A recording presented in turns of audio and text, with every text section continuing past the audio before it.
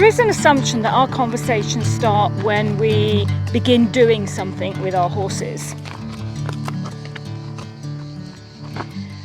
But experience and years of observation have taught me that it starts way before that moment.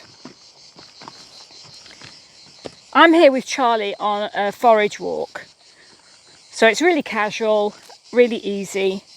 But even so, noticing when the conversation began gave me a lot more important information than it would if I had thought the conversation began at the doing. And what I mean by that is, our conversation started long before he lowered his head for the halter. It started when he became aware of me. It continued when he shifted his body towards me. And it continued again when he took that step towards me to open up and show me that he was available.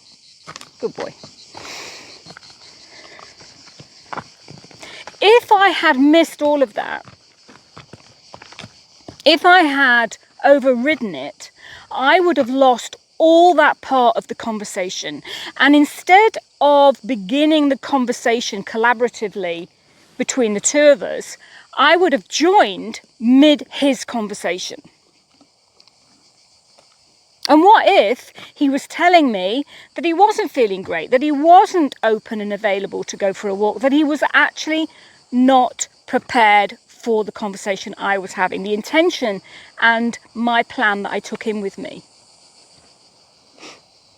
I don't know about you, but when I'm having a conversation with somebody, and you get to that moment where you realise that they're not listening, they've sort of glazed over and their mind is somewhere else, and you say, did you hear me? Or do you agree? Or whatever. And they say, oh, I'm sorry, I wasn't listening. I was somewhere else. I was thinking about somewhere else, something else, etc. That really annoys me. And I think that must annoy our horses, because that's how often we approach our conversations and dialogues with them. We arrive with our goal, with our intention, with our plan, and we're already beyond the beginning of a conversation that we need to have with them. That's his message that he left yesterday. I'm not saying that you shouldn't go in with a plan. Good boy. Because like I always say, clarity is really important to them. If we go in foggy, we are going to get foggy responses. They're going to take over the conversation because they need to know that they are safe within the dialogues that we're having. And safety comes with clarity. The difference is where that clarity begins. Does it begin when we begin our conversation, or does it begin when we join theirs? Because they are communicating all the time. And that's one thing that particularly the Spanish Mustangs have taught me over the years. They're incredible communicators. When I wrote my book, The Principles of ReWilding, no? Pee, poo?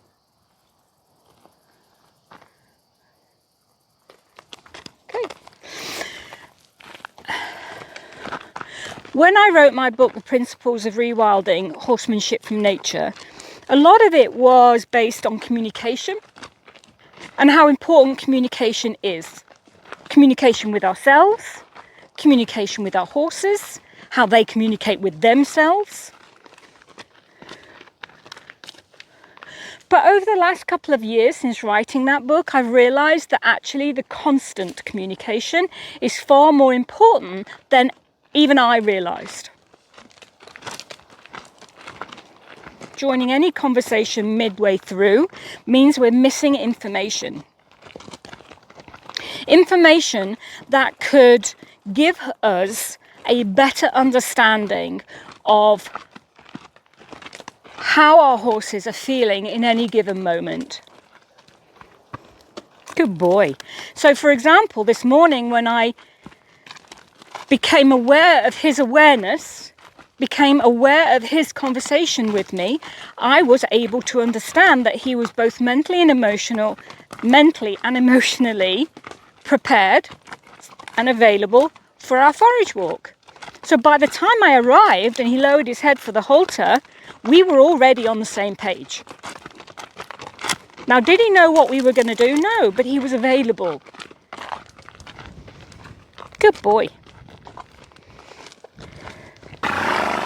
Good boy.